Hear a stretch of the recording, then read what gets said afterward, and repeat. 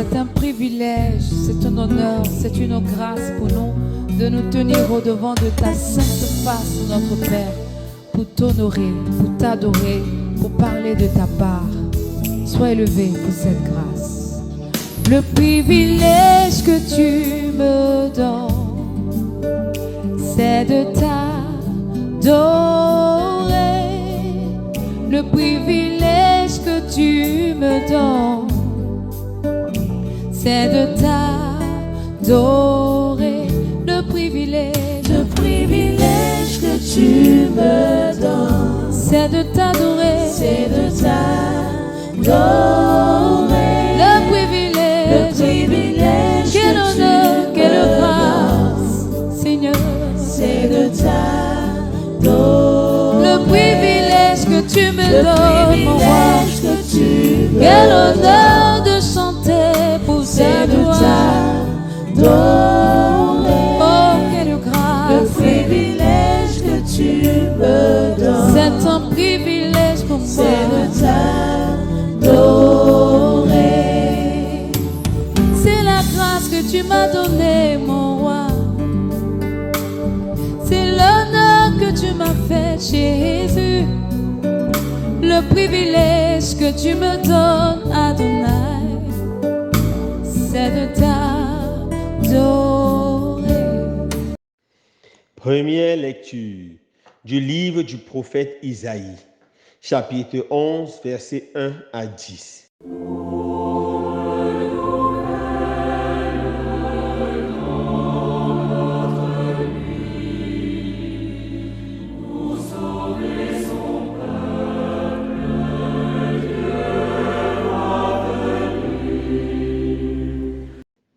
En ce jour-là, un rameau sortira de la souche de Jessé, père de David. Un rejeton jaillira de ses racines. Sur lui reposera l'esprit du Seigneur, esprit de sagesse et de discernement, esprit de conseil et de force, esprit de connaissance et de crainte du Seigneur, qui lui inspirera la crainte du Seigneur. Il ne jugera pas sur l'apparence. Il ne se prononcera pas sur des rumeurs. Il jugera les petits avec justice, avec droiture. Il se prononcera en faveur des humbles du pays. Du bâton de sa parole, il frappera le pays. Du souffle de ses lèvres, il fera mourir le méchant. La justice est la ceinture de sa hanche. La fidélité est la ceinture de ses reins. Le loup habitera avec l'agneau. Le léopard se couchera près du chevreau. Le veau et le lionceau seront nourris ensemble. Un petit garçon les conduira. La vache et l'ours auront même pâture. Leurs petits auront même gîte. Le lion, comme le bœuf, mangera du fourrage. Le nourrisson s'amusera sur le nid du cobra. Sur le trou de la vipère, l'enfant étendra la main. Il n'y aura plus de mal ni de corruption sur toute ma montagne sainte, car la connaissance du Seigneur remplira le pays, comme les eaux recouvrent le fond de la mer. Ce jour-là, la racine de Jessé sera dressée comme un étendard pour les peuples. Les nations la chercheront et la gloire sera sa demeure. Parole du Seigneur. Nous rendons grâce à Dieu. Viens dans notre monde, viens Seigneur, viens, montre-nous ton visage Seigneur. Ô toi, Dieu notre Père, sauve ton peuple en attente, il cherche ton visage, viens donne-nous le salut.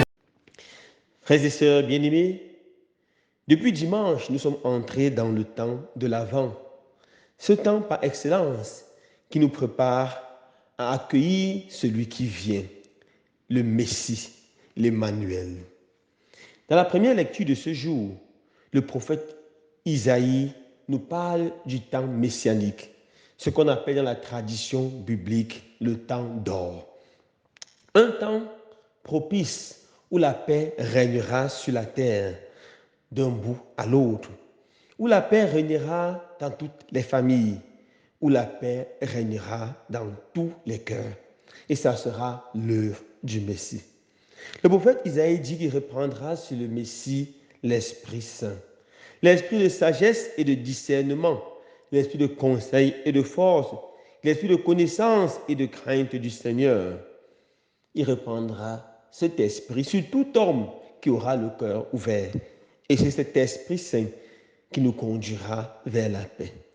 Le prophète Isaïe, de façon symbolique, dit un peu à quoi ressemblera cette paix. Il nous dit, le loup habitera avec l'agneau, le léopard se couchera près du chevreau, le veau et le lionceau seront nourris ensemble, un petit enfant les conduira. On voit ici des êtres qui sont antipathiques, être ensemble, cheminer ensemble. Par cette image, le prophète Isaïe nous annonce que peu importe notre antipathie envers quelqu'un, nous sommes capables de faire route avec lui. Nous sommes capables de cheminer ensemble. Si le Seigneur a voulu que nos chemins se croisent, c'est parce que le Seigneur est capable, parce que le Seigneur sait que nous sommes capables de faire la paix. Il y a dans des familles certains frères qui n'arrivent plus à se parler, qui disent non, c'est trop, il m'a trop blessé, c'est impossible qu'on fasse la paix. Il y a dans certains lieux de service certains collègues qui ne peuvent plus se regarder. Ils sont là simplement parce qu'ils sont obligés d'être là à cause du travail. Et ils disent, jamais nous ne pourrons faire la paix. Il y a dans des nations, des peuples ou des villages qui ne peuvent pas se parler. Ils sont ennemis, ils développent une animosité et développent ainsi un tribalisme terrible. Le Seigneur nous annonce un temps où toute cette animosité tomberont, où toutes ces haches, les guerres seront enterrées. Et pour que ça arrive, il nous donne lui-même 3 conseils.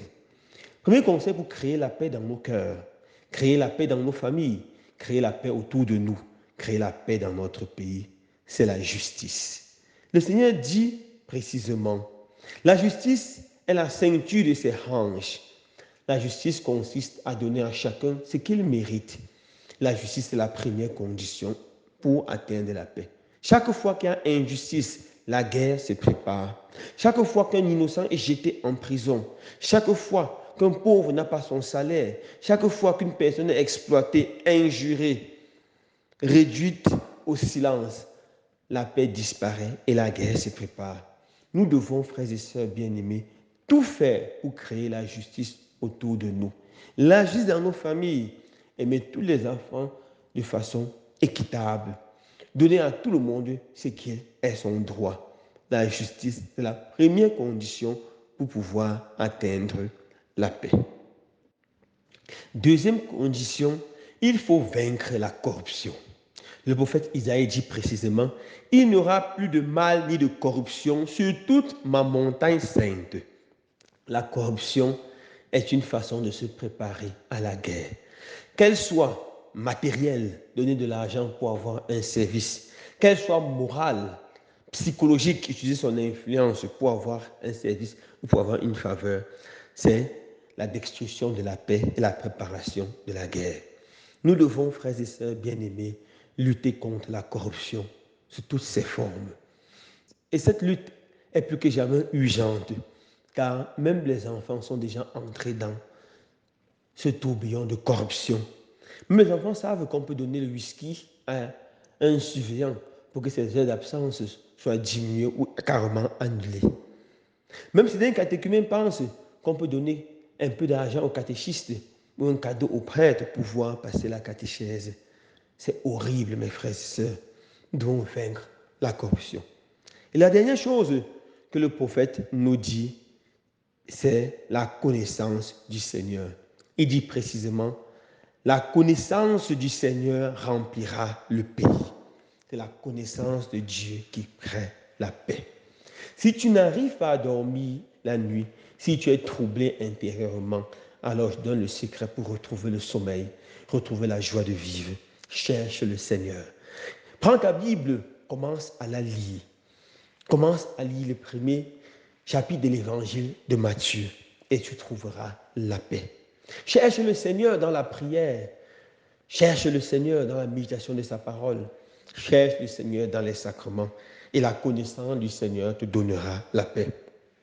S'il y a des familles qui sont au bout du divorce, je vous mets au défi. Avant de prendre toute décision, prenez ce temps de l'Avent comme un temps de prière en famille. Priez en famille, méditez la parole de Dieu en famille, cherchez le Seigneur en famille et vous verrez que la paix reviendra dans vos cœurs, dans vos vies. Frères et sœurs bien-aimés, cherchons le Seigneur et le Seigneur nous donnera la paix, il nous donnera la joie. Que ce temps de l'Avent soit un temps par excellence de la recherche du Seigneur, un temps par excellence de la destruction de l'injustice dans nos cœurs et dans nos vies, de la destruction de la corruption. Loué soit Jésus-Christ.